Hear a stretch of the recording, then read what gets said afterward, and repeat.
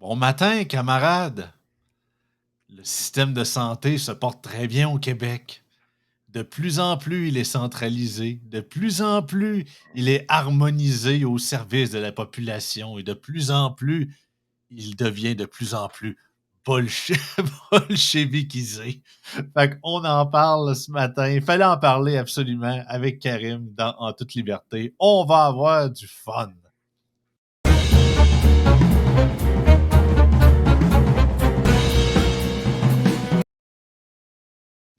Bon, avant Karim, il faut respecter l'hymne national, là.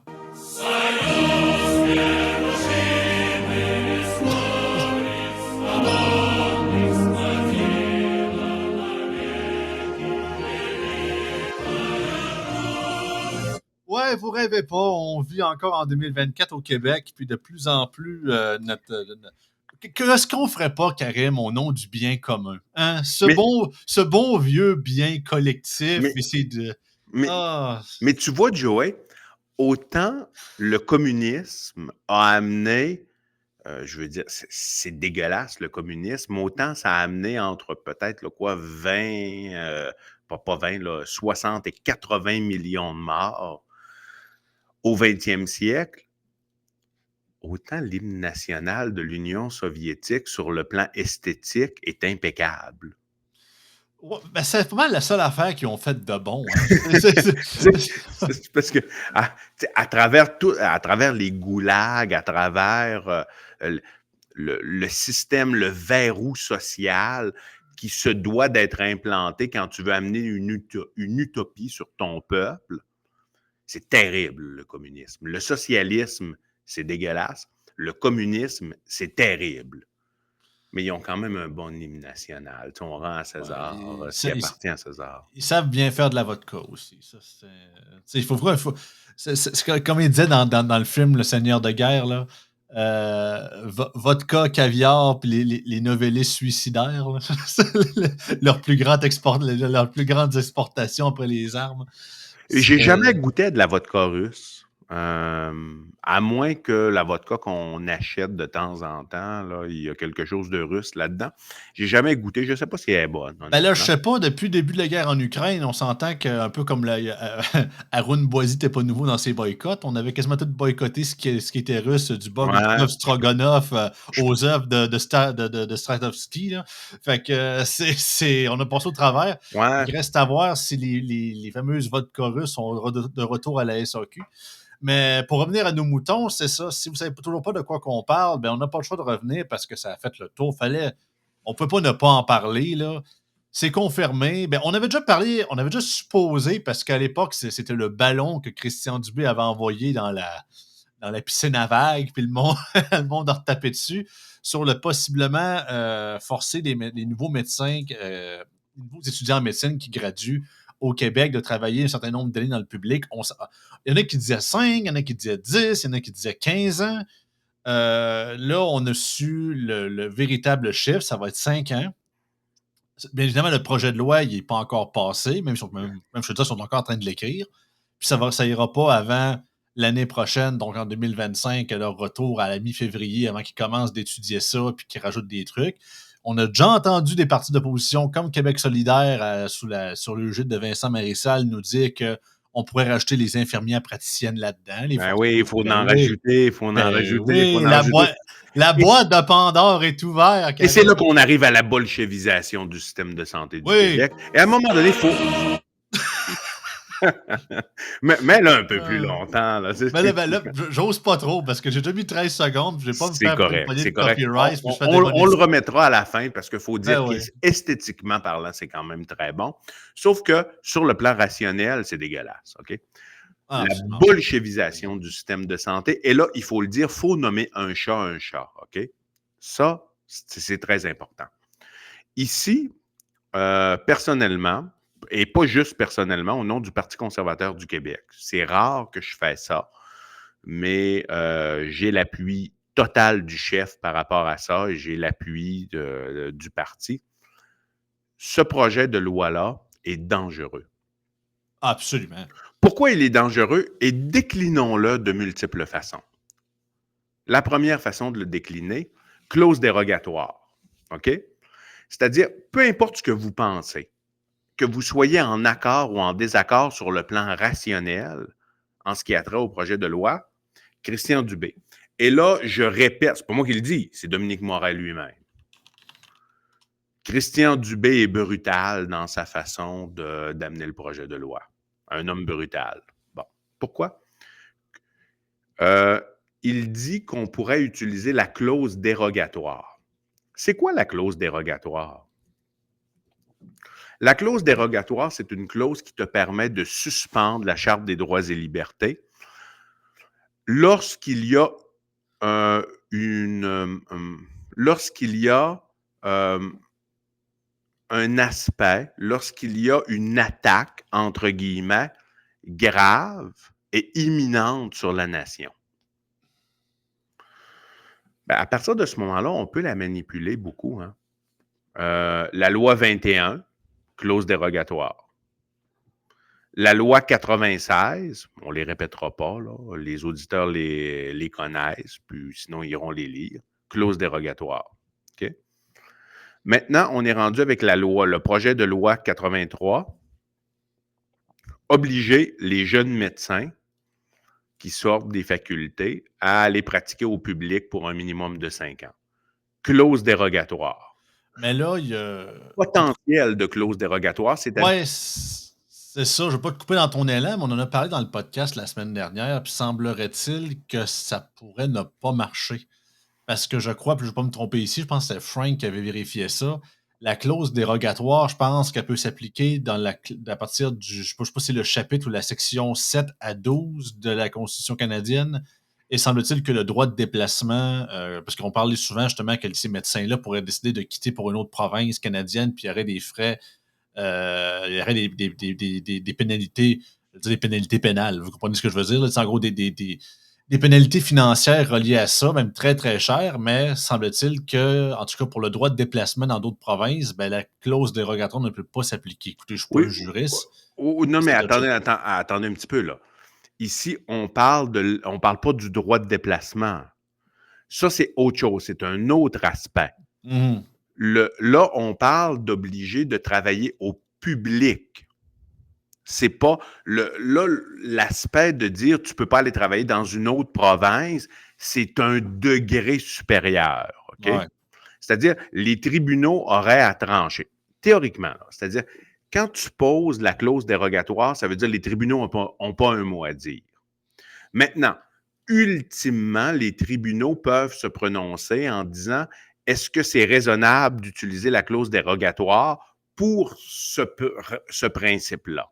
Donc, les tribunaux, dans notre système parlementaire britannique, ils ont quand même toujours un mot à dire. Mais c'est quand même difficile de renverser une clause dérogatoire. Bon. Il y a deux aspects, c'est-à-dire utiliser la clause dérogatoire qui suspend la Charte des droits et libertés pour dire vous allez travailler absolument au public. Maintenant, quelqu'un, un jeune médecin qui vient de sortir, pourrait se dire, OK, ben, si moi, je ne peux pas travailler si je suis obligé de travailler au public au Québec, je veux aller travailler ailleurs. Ça, c'est un autre aspect.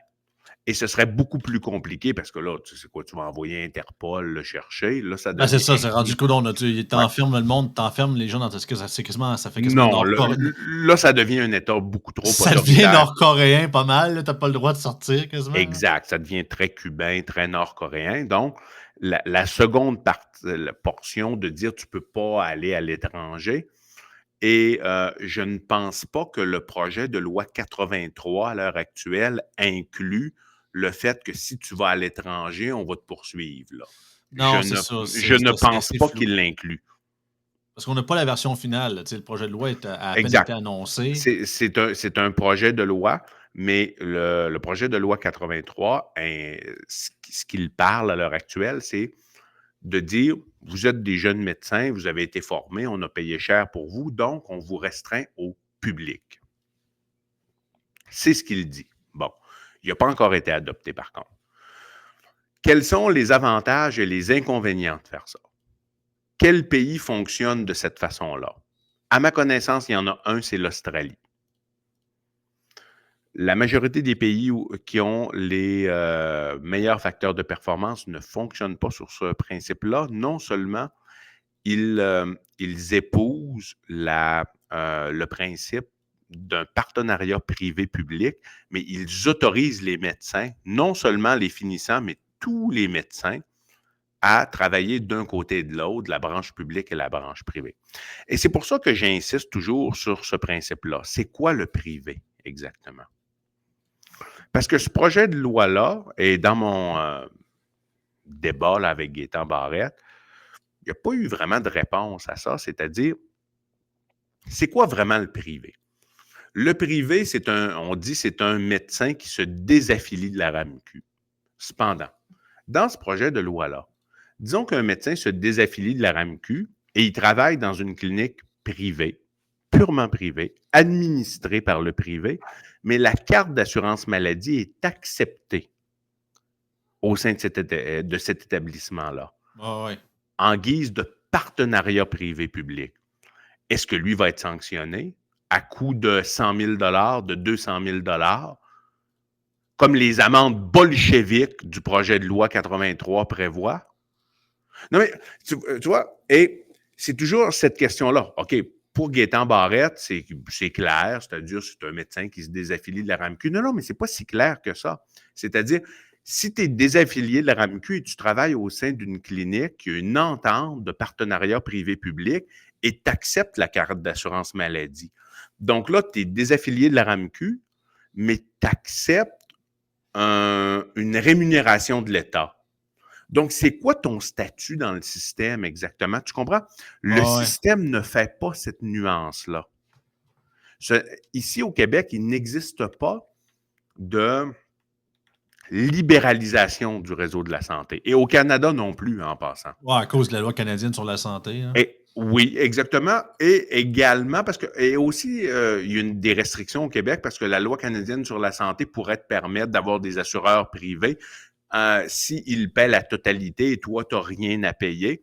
Mais il y a des clauses qui t'interdisent de faire ça au Québec. Il y a aussi des clauses qui interdisent au Québec de faire en sorte que dans une clinique privée, vous ne pouvez pas hospitaliser, donc vous ne pouvez pas observer plus que 24 heures, ce qui tue l'expansion du réseau privé.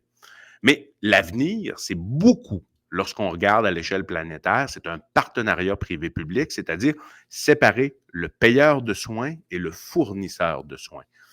À l'heure actuelle, ce que Christian Dubé essaie de faire, c'est complètement paradoxal. Il dit d'un côté, parce qu'on a des grosses listes d'attente, on veut sous-traiter le plus possible au privé pour certaines chirurgies, mais d'un autre côté, il veut restreindre la possibilité d'individus d'aller au privé. Projet de loi 83 pour les jeunes médecins. Et pas juste ça. Il veut faire en sorte que les médecins, là, le délai, mettons que moi, je veux aller travailler au privé, disons que je veux me désaffilier de la RAMQ, légalement parlant, ça me prend 30 jours. Il faut que j'avise la RAMQ, je dis, moi, je veux me désaffilier et aller au privé. Ça me prend 30 jours. Christian Dubé veut monter ça à 6 mois. Donc là, il ne veut pas, donc il veut minimiser le switch entre le privé et le public, mais il veut sous-traiter plus au public. Ouais, mais Au ça privé. marche dans deux sens aussi, c'est ça l'affaire. Mais c'est parce que là, tu vas avoir besoin si tu veux sous-traiter plus au privé, parce que tu considères que les plateaux techniques sont plus efficaces puis ils peuvent mieux désengorger tes listes d'attente, ben, tu as besoin de personnel là-bas. Mais là, tu dis, je vais restreindre les effectifs dans le réseau privé. Et le réseau privé, c'est des êtres humains, hein. C'est pas des gens qui viennent d'une autre planète. C'est pas des mauvaises personnes. C'est pas des gens... en passant, là. Et contrairement à beaucoup de ce qu'on a entendu cette semaine, c'est des gens qui soignent du monde aussi. Tu sais, on dirait que tu t'en vas au privé, tu soignes plus personne. Puis, et l'histoire que le réseau privé est plus payant que le réseau public, disons, peut-être pour certaines spécialités, c'est le cas, mais de façon générale, c'est faux. Le réseau public paie très bien. Et, et contrairement au reste, le réseau privé gaspille considérablement moins d'argent que le réseau public. Mais Tu ça, on n'en as parle pas. moins de bureaucratie, tu sors de l'organigramme, ça va plus vite et c'est pour ça que le gouvernement veut sous-traiter. Mais d'un autre côté, pour avoir bonne presse, il dit bon, on va restreindre l'accès au réseau privé Oui. à travers une loi bolchevique comme la loi 83. Et regardons la loi 83, qu'est-ce qu'elle dit? C'est-à-dire Oui. un jeune médecin qui vient de sortir et qui veut s'en aller au privé. Son amende initiale, elle va être entre 10 et 100 000 Bon, fouille-moi, là, c'est quoi là, la différence entre pourquoi 10 000, pourquoi 100 000? On s'entend. Bon, ça fait pas de sens, là, c'est beaucoup trop salé. Et là, s'il fait un deuxième acte au privé, non autorisé, il est considéré comme un récidiviste. Et un récidiviste, c'est quoi au sein de ce projet de loi-là? L'amende, 200 000 De 40 à 200 000. Ah, Non, c'est fou, là. exactement. Un récidiviste. Hey, il a soigné du monde 2 fois. Tu sais, fais juste imaginer, là. Lui, il a soigné du monde 2 fois dans le réseau privé. C'est un récidiviste. Tu en parles comme un criminel. Alors, tu sais, c'est pas comme ce serait un médecin qui aurait perdu sa licence, là. Tu sais, on parle pas de ça, là. C'est même pas ça, Et là. il peut avoir un potentiel de 200 000 d'amende. Ça veut dire, 200 000 d'amende, il fait faillite. Là. Ah, ouais, absolument. Quand même, hein? Ah, quand même. Mais Ben oui. c'est quoi la On- Christian Dubé est un homme brutal. Je pense qu'il faut arriver à cette conclusion-là. Est-ce qu'il a Non, perdu mais sa... j'ai donné chance aux coureurs. Hein. Ça fait 2 ans que je dis Christian Dubé. Je pense qu'il a vraiment le potentiel d'être un très bon ministre de la Santé. Je pense qu'il a l'intelligence de le faire clairement.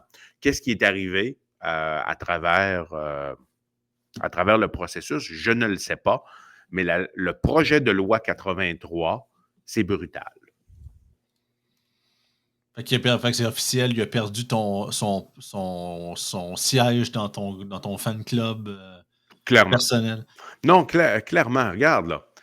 C'est des amendes qui font aucun sens. Il y a vraiment une brutalité, il y a une férocité et il y a un autoritarisme au sein de ces amendes-là.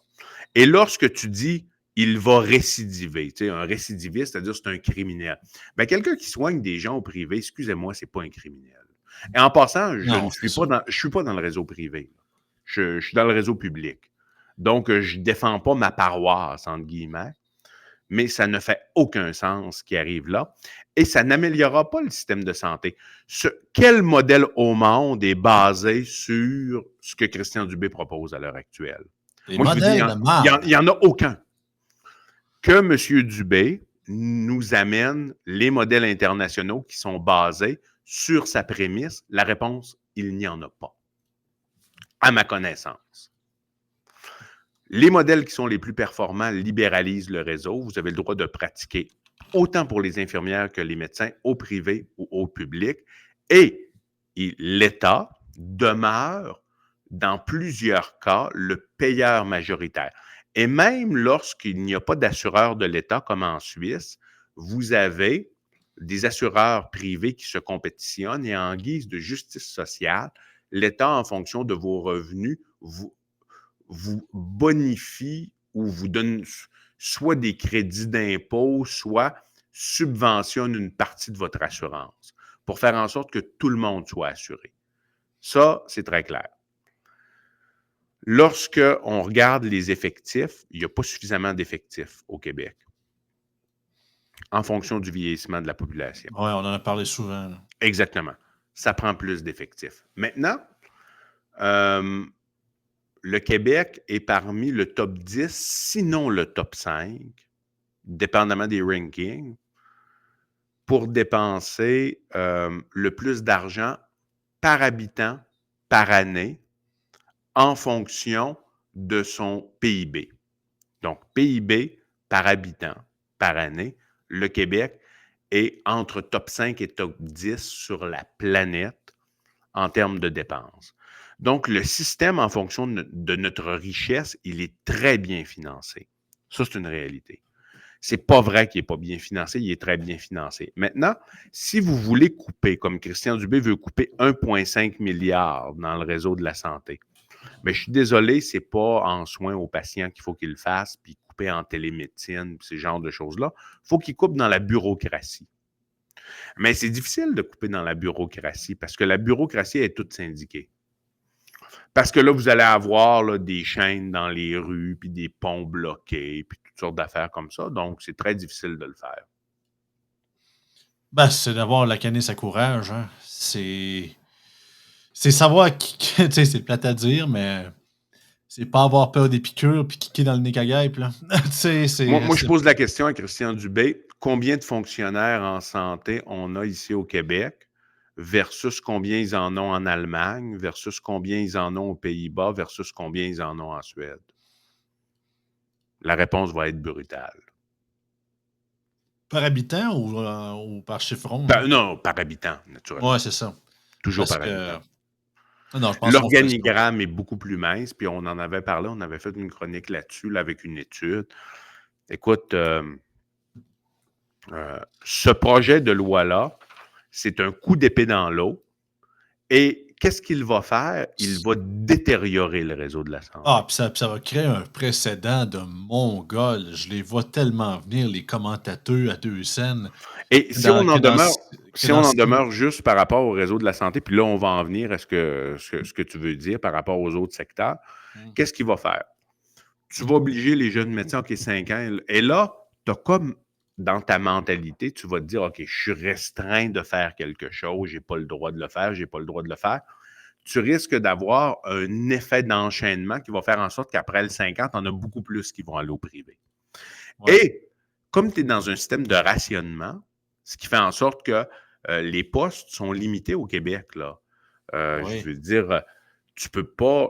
Tu as beaucoup de demandes en cardiologie, mais il y a des cardiologues qui s'en vont aux États-Unis parce qu'ils n'ont pas de job au Québec. Ça existe. Il y a des chirurgiens qui vont aux Oui. États-Unis, qui vont au Canada anglais parce qu'ils n'ont pas de job ici, parce que c'est contrôlé gouvernementalement. Donc, si tu as un plus jeune qui est dans le réseau public puis qui prend ta place, comme plus vieux, ben toi, tu vas t'en aller au privé. Mmh. Tu as un effet domino là-dessus. Puis si tu n'interdis pas les infirmières d'y aller, ben les infirmières vont te suivre, les inalos vont te suivre, les préposés vont te suivre. Donc, Ah, ça tu comprends? On tourne en rond, c'est un coup d'épée dans l'eau. C'est un projet de loi juste là pour qui mon nie guess par rapport à ça. C'est un signalement de vertu. Ils savent très bien ce qui va se passer. En faisant ça, tu vas créer encore plus un système à 2 vitesses, tant qu'à moi. Encore beaucoup plus à 2 vitesses parce que là, c'est vraiment le système de la carte de crédit. Si tu veux régler le système de la carte de crédit puis tu veux faire en sorte que tu as un réel partenariat privé-public, l'État ne se doit pas d'être l'unique assureur. Tu te dois d'instaurer des assureurs privés. Ça, c'est clair. L'État n'aura pas les moyens de payer avec le vieillissement de la population. Ça, c'est sûr et certain. Tu te dois également de négocier avec ces assureurs-là pour faire en sorte qu'il y ait des tarifs et qu'ils n'aient pas le droit de refuser des gens. Comme ce qui existe avec l'automobile, comme ce qui existe dans plusieurs secteurs. Tu peux avoir des tarifs qui sont plus élevés en fonction de tes risques, des choses comme ça. Mais en guise de justice sociale, tout le monde va être assuré. Et l'État t'assure un plancher de base. Comme pour les médicaments. Ça existe déjà pour les médicaments au Québec. ben oui. On ne se sortira.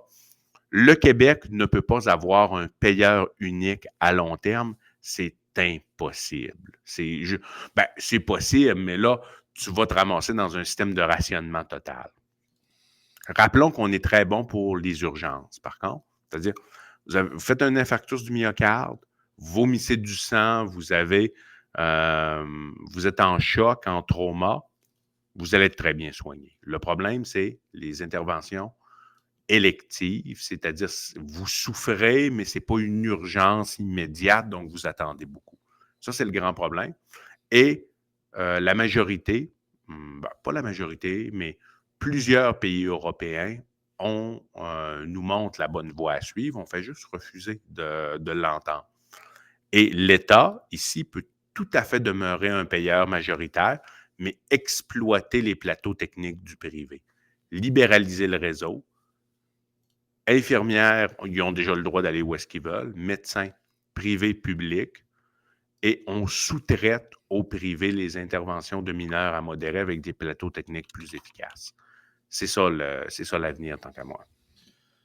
Ah, absolument. Ce projet de loi-là n'est que. En fait, ce projet de loi n'existe dans le seul et unique effet de nier le réel. On est prêt à amender comme des Mongols puis à restreindre la liberté des gens pour garder un système malade, scrack et un dogme étatiste aux dépens de la santé, de la liberté et de la population. Ben, on est dans du rationnement. Puis oui, absolument. Non, on peut pire que ça. On est dans dans la conscription, Karim. C'est même plus de l'obligation. Ah, mais le contrat social. Moi, je vais dire comme Frank a tout le temps en fin de semaine. Premièrement, un contrat, ça se négocie, ça s'impose pas. Puis oui, je comprends, il y a un débat à avoir sur le financement des études supérieures pour Mais ça se négocie, exactement. Ça Le point, il est là. Le point fondamental, il est là. Puis oui, il y a un débat, puis ça, c'est un débat complètement à part de savoir est-ce qu'il devrait avoir une participation supérieure des gens qui veulent s'en aller dans des grosses, justement, des grosses études comme en médecine ou comme avocat ou quoi, whatever. Parce que c'est vrai que ça coûte très cher. Okay? Oui, et également, dans le débat, il va y avoir des négociations pour dire, mais toi, si tu vas faire un doctorat qui fait en sorte que tu as 10% de chances de travailler dans ton domaine, est-ce qu'on devrait te charger 90% de ta facture? Tu comprends? Donc, tout ce débat-là existe. C'est-à-dire, est-ce qu'il y a un problème au Québec, puis on se dit, l'État n'a pas cette capacité de payer là parce qu'on est trop débile, on n'exploite pas nos ressources naturelles, on ne veut pas avoir un fonds souverain comme la Norvège, tout ça. Puis là, on se dit, mais on va avoir un système d'éducation qui est payé universitairement en termes frais, ben, un des moins chers, probablement le moins cher en Amérique du Nord. Ben, on peut revoir ça. On peut dire soit on devient plus riche par X, Y, Z mesures, puis on continue dans ce modèle-là, ou on peut dire, ben regardez, les Ontariens, les Saskatchewanais, les Albertains paient ça comme frais de scolarité. Vous allez payer ça comme frais de scolarité. OK? Donc, vous allez payer peut-être 5 000 de plus par année. Et si vous ne voulez pas payer ce 5 000 de plus par année-là, l'État peut vous le rembourser si vous décidez d'aller travailler sur la côte nord dans le système public parce qu'on a vraiment besoin de main-d'œuvre là-bas. OK? Est-ce que c'est le meilleur système que je proposerais? La réponse, c'est non. Mais si on m'arrive avec ça, des ententes consensuelles, moi, je suis prêt à discuter tout à fait. Et je n'ai pas de problème à ce que des partis aient des ententes consensuelles comme ça. Non, absolument. Mais encore là, c'est pas ça le débat. C'est que le problème, c'est que ça. On se répète tellement souvent, puis tout ça a l'air tellement de soi. Mais c'est comme. Pourtant, on n'est pas des Nostradamus, on n'est pas des devins qui ont reçu la parole divine dans un rêve la nuit passée. Là, on voit ça se produire, puis on voit tout qui va suivre avec ce premier domino-là qui vient de tomber, puis l'avalanche qui va suivre des prochaines années grâce à ça. Là. Les infirmières, les enseignants, peut-être même les éducatrices en CPE. Qui d'autre qui travaille pour l'État aussi? Ceux qui font ça comme un peu comme Eric qui a étudié, tous les étudiants de l'ENAP en administration publique. Pourquoi pas les professeurs? Ben, ça, je dis dans les enseignants, c'est ça. Exactement. Pourquoi pas les ingénieurs? Pourquoi pas nationaliser toutes les firmes d'ingénierie? Non, tu vois, ce projet de loi-là de Christian Dubé, non seulement il est brutal, mais il est dangereux. C'est un précédent qui est dangereux. Il ne faut jamais que ça passe. C'est une boîte de Pandore. Et même si vous êtes d'accord pour les médecins, et là, je sais qu'il y a des gens qui nous écoutent à l'heure actuelle qui nous haïssent, qui disent les maudits médecins. On aimerait tellement ça que, non seulement, on ne veut même pas, quand on vous voit avec une BMW, vous nous faites vomir, mais on ne voudrait même pas que vous ayez une Lada.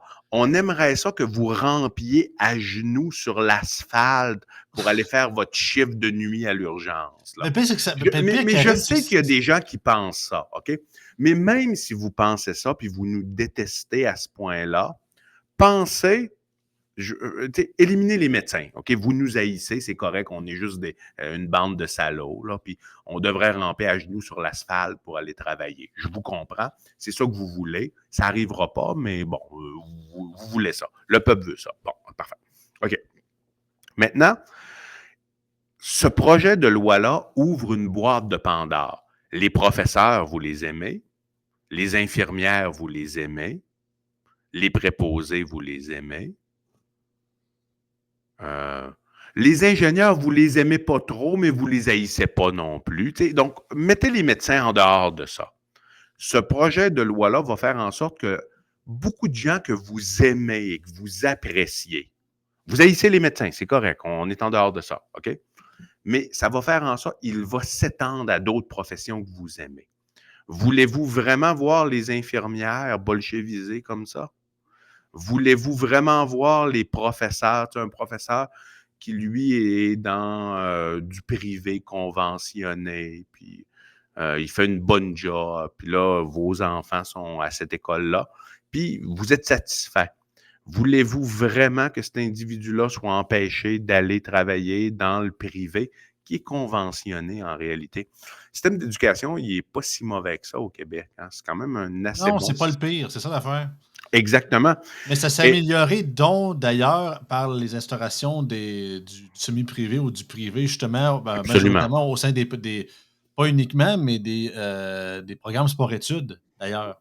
Absolument. Ce que les écoles publiques avaient quasiment pas, mais quand le privé a commencé à starter, ben, ils ont dû refocuser parce qu'il y avait de la compétition, Absolument. crime. Et quand on regarde le système, on peut, tu sais, on peut dire ce qu'on veut sur le système d'éducation du Québec, mais c'est vraiment pas un des plus mauvais. Et tu as une réelle concurrence entre le privé et le public. Et le public, comme tu dis, Joey, avec Jay, tu sais, Frank, il dit que je dis Jay, c'est complètement faux. Non, Là. c'est genre. Son imitation, là, elle est fausse complètement. Là. Tu sais, je tenais à le dire. Là. Tu cites pas Heidegger à toutes les 3 secondes, là. Tu vois bien Non, ça. non, puis, je dis pas Jay. Là. Ça n'existe pas, cette affaire-là. Bon, Joey. Euh, mais comme tu le disais, le sport-études, ça, c'est le public. Hein. Ah oui. Et le public a amené le sport-études au Québec. Puis oui, il y a du privé qui font du sport-études également, qui est semi-conventionné par l'État. Mais ça a amené quand même une saine compétition entre le privé et le public. Maintenant, on va toujours dire, regarde, le système de santé suédois, il est excellent, du Danemark, il est excellent, de la Suisse, il est excellent, mais les gens chialent tout le temps là-bas aussi par rapport à leur système. Donc, il n'est pas parfait, mais notre système d'éducation, c'est pas le plus c'est vraiment pas un système débile. Là. C'est un système qui compétitionne par rapport à nos pairs. Et il y a quand même, quand tu regardes au Québec, là, on faisait juste regarder les rankings, c'était quoi donc? Par rapport aux connaissances en mathématiques, on était drôlement élevé par rapport à plusieurs de nos pairs. Mm. Donc, système d'éducation, concurrence, privé-public, privé conventionné, pur privé, pur public et public élitiste. On peut s'améliorer encore, mais c'est un système qui ne tire pas de la patte par rapport à nos pairs, contrairement au système de santé par rapport à l'accessibilité. Et il faudrait s'inspirer peut-être du système d'éducation. Ouais, mais puis encore là, c'est pas le pire, mais il y aura encore besoin d'amélioration. Tu sais, c'est pas. C'est ça, puis c'est une des raisons aussi pourquoi tu sais, je m'implique en politique en général aussi, c'est que je le vois tellement le potentiel scrappé par cette Christie de machine-là. On n'est pas plus cave qu'ailleurs dans le monde. Oui, on a nos mentalités à nous autres, on a nos problèmes sociétals, comme partout ailleurs. Mais on a nos malus, puis on a nos bonus, mais on voit, il y a tellement de potentiel en dessous de la roche, mais Christy, on fait exprès de la rentrer tellement profond, cette Christy de roche-là. on veut jamais oser l'enlever ou la bouger ou la casser. C'est que, ah non, non, elle a toujours été là à roche, on peut pas faire quelque chose. Elle est belle, hein, ça la frotte un petit peu, elle va être plus lustrée, tu sais. Elle va refléter le soleil, ça va être beau. C'est tellement, c'est tellement stupide. Puis on le voit, parce que tu sais, à part défendre un système sur-syndicalisé, monopolistique de gens qui sont clairement pas dans leur top à 100% de leur taux de productivité, à quoi ça, puis de nier le réel que le système public, c'est de la chenoute, puis de s'effacer de la réalité, à quoi ça sert ce projet de loi-là? T'enlèves ça complètement, là, à rien. Absolument. Et là, je dirais, C'est retarder l'inévitable, finalement. Puis ils le savent, c'est ça qui est le pire. et moi, je dirais, au lieu d'interdire, OK, gardez le modèle comme il est à l'heure actuelle. Il n'y a personne qui veut le renverser complètement, là. À part moi puis une couple d'individus, mais ça, on n'a pas d'importance. Bon. Donc, au lieu d'interdire, mettons, prenez 2 ans, OK, n'interdisez rien dans le modèle, OK? Dites-vous, j'interdis rien de plus. Et je relève à chaque année 2 ou 3 articles de loi. J'enlève des articles de loi. Par exemple, tu dis, OK, on ne touche pas au modèle du tout. Moi, j'encourage le gouvernement à faire ça parce que moi, je n'en ferai jamais partie du gouvernement. Donc, j'encourage le gouvernement à faire ça. Vous n'interdisez rien pour les 2 prochaines années. Plus d'interdit, plus de légifération, on interdit telle affaire. Non, non, il n'y a plus d'interdiction. Prenez au sein du système de santé, par année, 3 articles de loi et abolissez-les. Non, on va se rendre quelque part, c'est sûr. Hein? Exact. Faites juste commencer par ça. Ça va. Et là, on va juste dire, par exemple, OK? Interdiction d'hospitaliser plus de 24 heures au sein des centres médicaux spécialisés. Enlevez ça. OK? On enlève cet interdit-là. Enlevez l'interdit de pratiquer à la fois au privé et au public. OK? Regardez et mesurez-le. L'autre chose, enlever l'interdiction d'un nombre de lits maximum au sein des centres médicaux spécialisés ou au sein des hôpitaux privés qui n'existent pas à l'heure actuelle au Québec parce qu'il y a trop de restrictions. Enlevez juste ces 3 choses-là. OK? Moi, je vous le demande. Puis, changez rien d'autre du modèle. Mesurez ce qui arrive, donnez-vous 2 ans, et mesurez les impacts sur le système en termes attente aux urgences, attente pour voir un spécialiste, attente en chirurgie. Faites juste ça. Est-ce que ça se peut qu'il se crée un réseau plus efficace à côté puis que la sous-traitance va juste venir de facto et que le public va être utilisé à son bon escient pour ce qu'il est meilleur que le privé, parce que le public est meilleur que le privé pour certaines choses. Et le privé va être utilisé à son bon escient. Faites juste enlever ces 3 restrictions-là et restreignez-vous d'interdire pour 2 ans et mesurez les choses. Moi, c'est un peu le message que j'envoie au gouvernement. Faites juste essayer ça. Vous n'avez pas grand-chose à perdre. Là, surtout qu'ils vont perdre probablement le prochain gouvernement anyway. Là, fait que... Essayez juste ça. C'est 2 ans. Puis n'interdisez plus. Il y a assez d'interdits, il y en a beaucoup. Ah oui, là, lâchez le bâton, sortez la ferme à carottes, s'il vous plaît, là, on en a besoin. Là. Parce que c'est beaucoup plus facile d'interdire que le cerveau humain est fait comme ça. Hein? C'est-à-dire que libéraliser, c'est pas naturel. Ce qui est naturel, c'est plus d'interdire. Disons que tu pars avec la prémisse qu'il y a quelque chose qui ne fonctionne pas.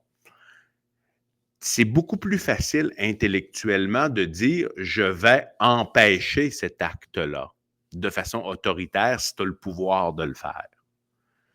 Le problème, c'est que quand tu empêches l'acte, on s'entend, il y a des actes qui se doivent d'être réprimés. Mais c'est difficile de considérer tous les dommages collatéraux qui viennent suite à cette interdiction-là. Et là, il y a des gens qui vont me dire, oui, mais suite au fait de relever une interdiction, il peut aussi y avoir des dommages collatéraux. OK, c'est bon. On peut avoir un débat philosophique sur le sujet.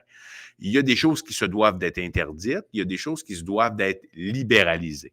Maintenant, on s'entend, le fait de commettre un acte de violence sur quelqu'un, la violence civile, ça se doit d'être interdit, sauf en légitime défense. Tout à fait d'accord là-dessus. Ah oui. Maintenant, l'entrepreneuriat en matière de santé, est-ce qu'il se doit d'être interdit ou est-ce qu'il se doit d'être libéralisé? Il n'y a encore personne qui m'a amené des arguments convaincants pour me dire que ça se doit d'être interdit, l'entrepreneuriat en matière de santé. Non, il se doit d'être libéralisé, mais l'État demeure, comme avec les entreprises, le maître du jeu, c'est-à-dire à travers des standards de sécurité et des standards de compétences. Oui, non, libéralisé, mais universalisé. Tout à fait, tout à fait. Tout le Et, monde... et standardisé, comme tu l'as dit. Ben, standardisé, c'est-à-dire qu'il y a un minimum de soins qui se doivent d'être prodigués à la population. Et ça, oui, ça revient à l'État en fonction de sa richesse, de déterminer, de dire, OK, dans notre société, on est capable de payer un changement de valve cardiaque pour quelqu'un de 80 ans. Il y a certaines sociétés qui ne peuvent pas se permettre ça parce qu'ils ne sont pas assez riches. Ah ouais. Donc, en fonction du niveau de richesse de la population, l'État émet les standards. Par contre, l'État n'a pas à déterminer qui va prodiguer les soins. Il se doit d'être un assureur en partie et de coordonner la négociation avec d'autres assureurs privés pour faire en sorte que les soins sont prodigués le plus efficacement possible. Ça, c'est un système qui fonctionne. En fonction du niveau de richesse. Ici, on est un pays riche, donc c'est sûr qu'on s'attend à ce que quelqu'un de 80 ans, qui est encore en bonne santé, puisse avoir un changement de valve cardiaque. Dans certains pays, c'est impossible, ils n'ont pas les moyens de faire ça.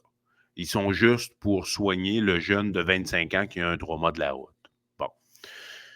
Donc, c'est en fonction du niveau de richesse de l'État. Ici, on est un pays riche, malgré qu'on pourrait être encore plus riche. Puis si on était encore plus riche, bon, on pourrait avoir encore plus de gratuité. Mais ça, il faut quand même accepter certains choix politiques si on veut être encore plus riche. C'est ça.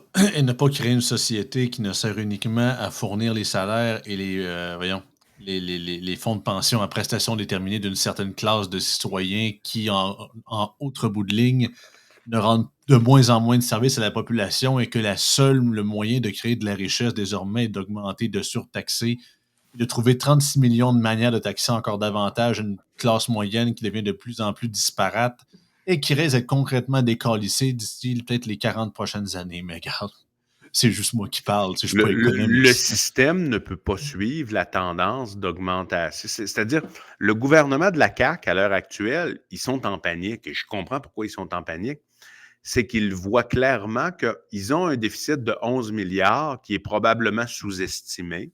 Ils mettent Biron pour sauver 1,5 milliard, ce qui est des grenailles pour le système. Et au lieu de la laisser jouer dans 100% de la superficie de la cour arrière, on y met chose là, à Bergel comme quasiment comme son Watchman, puis il fait quasiment un petit enclos pour enfants de 4 pieds par 4 pieds. Puis tu peux jouer là-dedans. Là. On est une société trop riche et avec un potentiel de trop de richesse pour enlever des soins directement aux patients et directement aux On citoyens. le fait, Karim. On le fait. Oui, mais ça, si on veut couper, c'est dans la bureaucratie. Clairement. Non, Et là, ils vont me dire, non. et là, on va dire, mais C'est anathème, Karim. L'État, c'est les Québécois. T'es contre les Québécois? Vous êtes contre les emplois de qualité, vous? Les emplois de qualité, là, comme ça ne crée pas de richesse, OK? Et il y a Philippe Couillard et Carlos Letard l'avaient fait, là, OK? Ils étaient allés voir à peu près là, tous les secteurs, pas juste la santé. Ils ont mis une cote. Cote 1, ça veut dire vous êtes plus performant, on augmente votre financement. Cote 2, c'est à peu près comme ça. Even, on maintient votre financement. Cote 3, vous êtes en bas de ce qu'on vous demande. Le secteur, il est aboli. OK? Juste ça, et Philippe Couillard est un social-démocrate. En passant, il est capable de le faire. Et là, on disait de l'austérité. C'était pas de l'austérité, c'était de la responsabilité fiscale. Et c'est pas vrai que ces gens de talent-là ne se retrouveront pas d'emploi. Et tu peux le faire par attrition, tu peux le faire sans être sauvage, mais c'est important d'équilibrer un budget.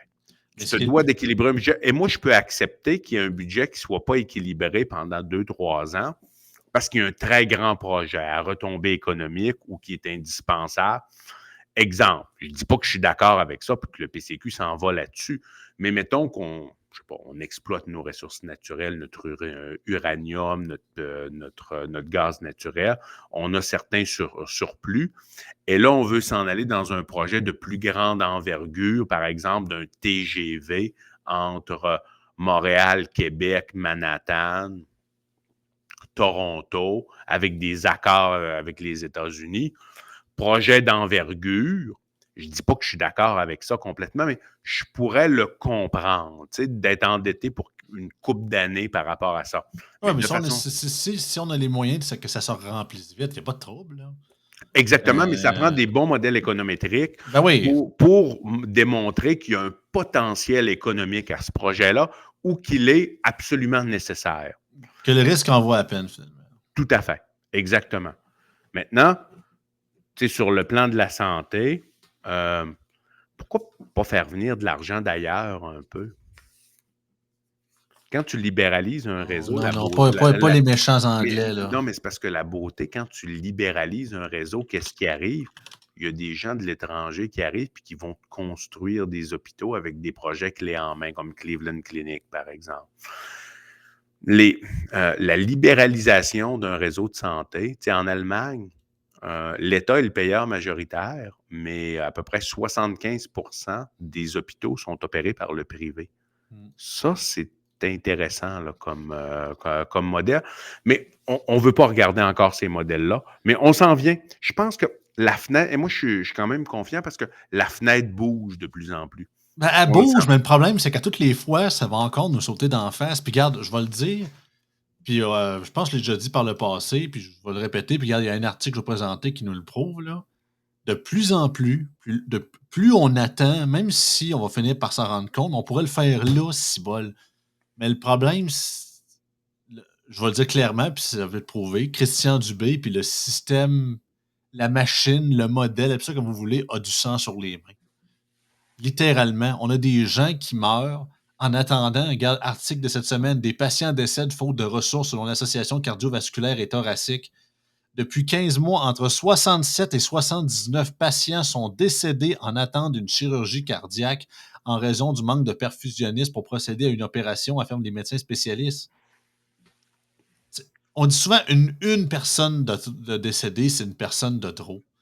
On a laissé nos aînés mourir dans leur propre merde, puis le pisse, les excréments durant la pandémie, puis par manque de vitamine D ou simplement d'hydratation. On a sûrement des personnes qu'on sait même. Là, on a ces 67 et 79 patients-là, mais combien de centaines d'autres qu'on ne connaît pas, que leurs conditions sont en train d'aggraver, qui souffrent sûrement de plus en plus chaque jour à cause de leur liste d'attente pour leur opération à hanche ou au genou, n'importe quoi d'autre. La prochaine décennie va être extrêmement intéressante. Et ma prédiction, Joey, pas Jay, là, mais Joey, ce qu'on discute d'ici 10 ans, la majorité va être appliquée de par la force des choses. Peu importe, que ce soit le PQ, les libéraux, la CAQ au pouvoir, je pense pas que Québec solidaire va venir au pouvoir. À un moment donné, j'étais craintif par rapport à ça, mais je pense pas. Que ce soit la CAQ, les libéraux, le PQ, ben, c'est le Parti conservateur, tant mieux. Là. C'est sûr que ça va s'appliquer à ce moment-là. Mais demeurons conservateurs, que ce soit la Oui. CAQ, les libéraux, le PQ. Ce qu'on est en train de discuter nous, là, à Joey et Karim, depuis les 2 dernières années. Puis quand je faisais les chroniques avec Yann l'autre année, donc depuis les 3 dernières années, d'ici 10 ans, l'ensemble du modèle là, qu'on est en train de parler, je vous le dis, il va s'appliquer au Québec. Peu importe Ah, qui est au pouvoir. je te prends au mot en ce 8. En tout cas, toi, tu le sais. Pourquoi? Par la force des choses. Parce que c'est Ouais. soit Ouais, ça, le réel va revenir au galop. parce que c'est soit ça, soit tu deviens un pays communiste autoritaire. Et tu es dans un système de rationnement total. Et je ne pense pas, le fait qu'on soit voisin des États-Unis d'Amérique, je pense pas que ça va arriver un truc comme ça. C'est que le système ne peut pas survivre de par le modèle actuel, il va se réformer de par sa propre nature. Ou, on met un verrou social beaucoup plus extrême, mais je pense pas. Je pense que notre situation géopolitique ne nous permettrait pas de le faire. Et avec la montée des jeunes de plus en plus conservateurs, pas uniquement à cause de l'arrivée de Trump, mais ça, on le voit que c'est de plus en plus mondial en Occident. Cette situation-là va ne faire qu'accentuer cette montée-là, j'ai l'impression. Oui, et donc vous pourriez voir, par exemple, dans 7 ans, Paul Saint-Pierre Plamondon, à sa 4e année, ce serait dans 7 ans, Paul Saint-Pierre Plamondon, ce sera à sa 5e année au pouvoir. Un Québec souverain. Il n'y aurait pas le Québec souverain. Non, je sais, je t'agace. Ça n'arrivera pas. Mais soudainement, il dit, regardez, nous avons un beau modèle de santé à peu près calqué sur les Pays-Bas. Regardez le beau partenariat privé-public. Veux-tu que je te le fasse entendre à la conférence de la CSN? Oui, il va faire ça à la conférence de la CSN, mais à un moment donné, il peut switcher de bord. Ne faites jamais confiance aux politiciens. Les politiciens disent une chose, puis après ça, ils disent autre chose. Je le sais qu'il était à la conférence de la CSN. Puis à un moment donné, il n'était pas souverainiste. Puis là, il est souverainiste, il est référendiste. Puis à un moment donné, il ne sera plus référendiste. Il va être plus autonomiste, puis il va dire que Daniel Johnson avait la bonne façon de faire les choses, qu'il faut être étapiste. C'est un peu la nature des politiciens de dire tout est son contraire constamment. Bon. À Joey et Karim, on n'est pas des politiciens qui font ça. On essaie d'amener le réel. On ne fait pas une inversion du réel. Mais bon, tu sais. Écoute, j'essaie d'amener un peu de positif parce que tout le monde me reproche d'être négatif puis de dire il n'y a pas d'espoir. Là, je suis en train de vous dire que ça va se révolutionner, peu importe c'est qui est au pouvoir. C'est juste que c'est pas qu'on veut pas y croire, Karim, c'est juste que c'est tough. On veut y croire, disons que c'est tough avec l'image qu'on a présentement, mais je suis d'accord avec toi pour le principe que vraiment le réel va revenir au galop crissement plus vite qu'il pense. C'est la fameuse la fameuse série de Tchernobyl, là, pour ceux qui l'ont écouté, qui était très bon sur la tragédie, qui était sortie ça, je pense, sur Netflix, je crois, ou HBO qui l'avait faite. Puis que il y a une citation qui dit, chaque mensonge dit apporte une dette à la vérité, puis un jour, cette dette-là est payée, là, mais c'est un peu ça, chaque bullshit, puis chaque retardement et de loi bizarre pour refréner l'écroulement complet de ce système-là, ça s'accumule, Le réel revient constamment. Puis à un moment donné, c'est que c'est ça. Puis ce qui est chiant, c'est que là, ils vont chialer après, gang de morons, on aurait pu le faire par attrition, votre réforme, mais vous avez tellement voulu pousser pour que ça t'offre, puis que ça t'offre, puis que ça t'offre, qu'à un moment donné, on va arriver devant le fait accompli, tout va être à terre, puis vous allez être surpris qu'il va y avoir des licenciements de masse, puis de ci, de ça. Vous l'avez cherché!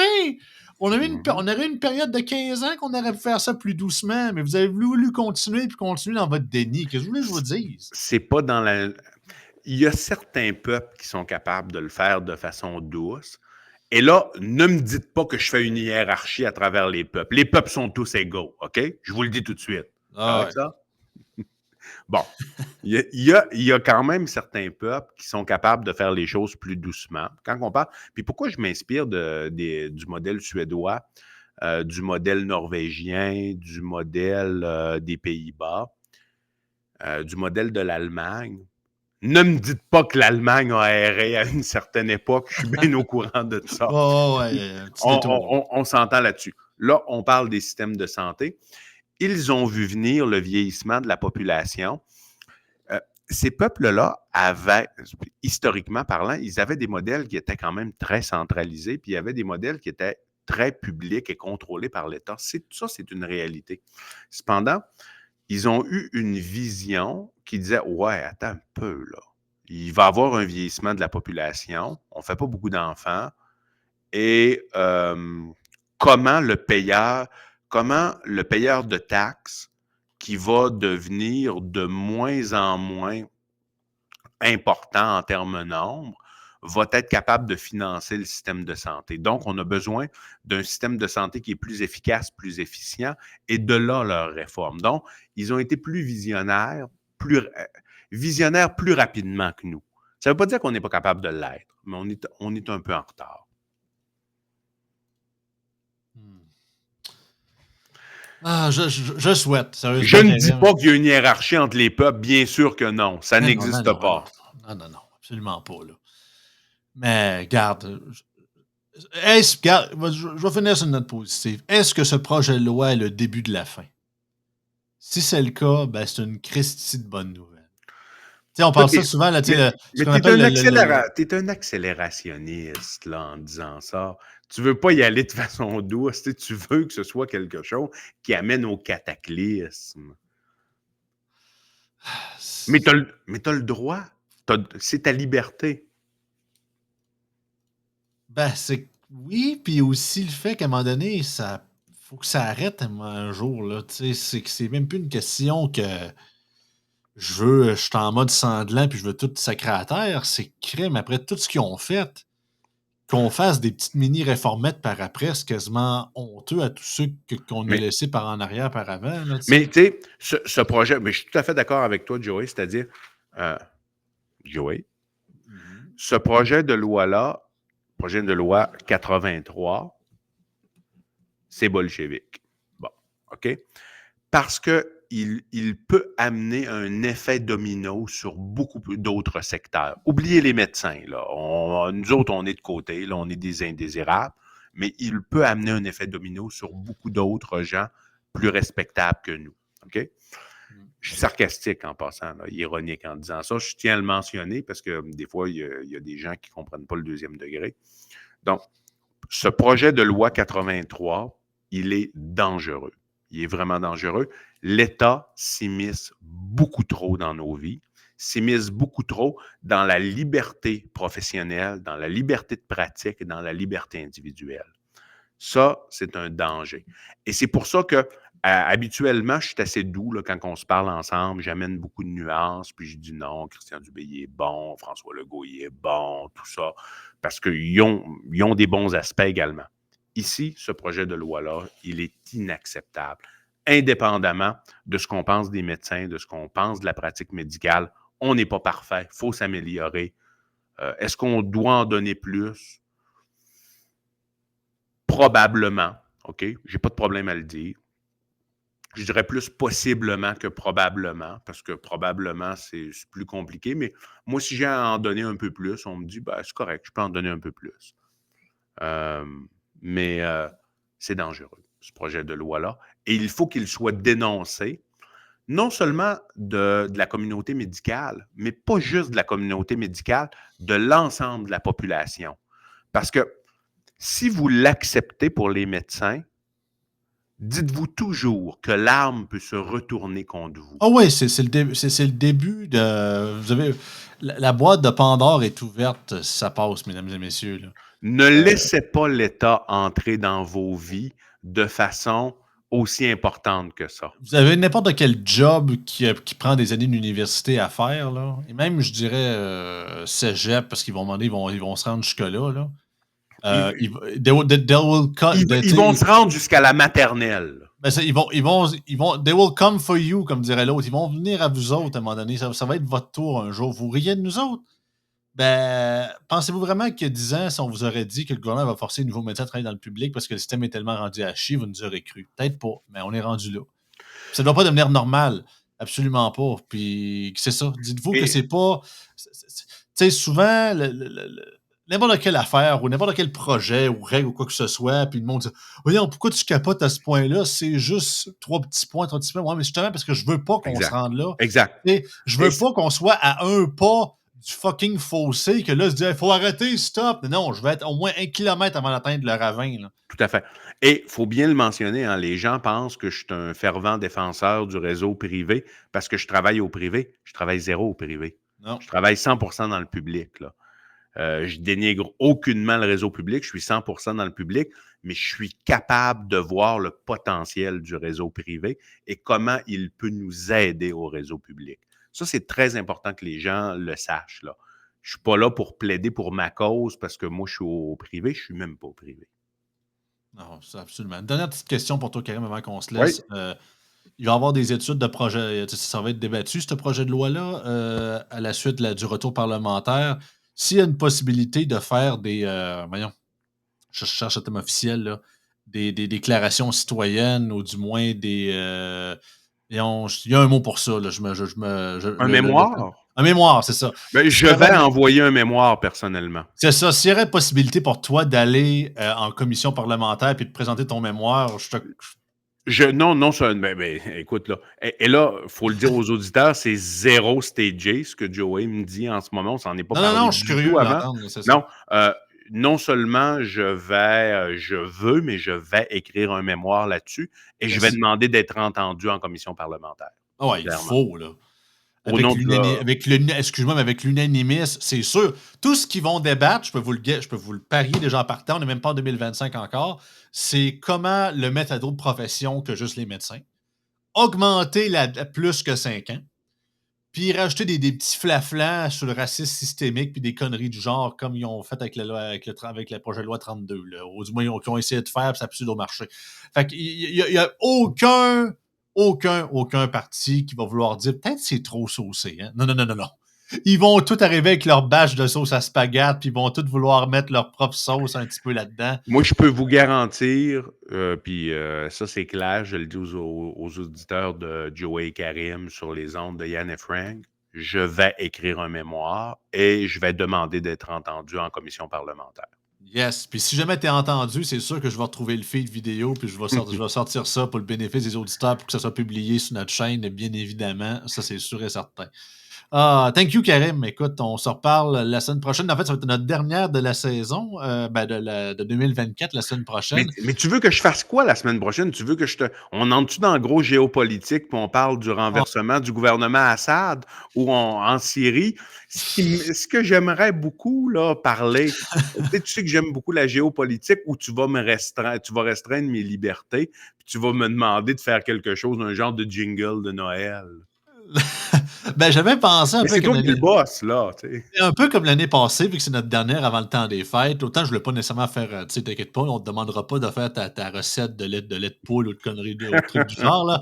Mais j'aimerais ça une revue. Regarde, je le dis à toi, mais ça va être à tous nos autres collaborateurs aussi. Une revue de l'année.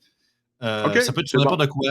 Ça peut être, si tu veux le faire sur le système de santé, feel free. Revue de l'année personnalisée 2024 selon Karim. Ça va être pour toutes les autres bon. Ça va être plus léger, ça va être moins. Pas que en passant, le sujet d'Assad m'intéresse aussi. Fait que ça va être un autre sujet, il va falloir que je t'en reparler après les fêtes. Mais on va garder ça. Tu veux pas de la grosse géopolitique là, la semaine prochaine. Pas que ça m'intéresse pas, c'est juste que le timing est moins bon. C'est vrai, t'as raison. Fait que je vais te faire un petit jingle. Yeah, ouais, on va avoir du fun pareil. Fait que, c'est bon. Merci beaucoup, chers auditeurs. Bonne semaine à vous autres. On s'en reparle demain pour un autre épisode. Bye bye.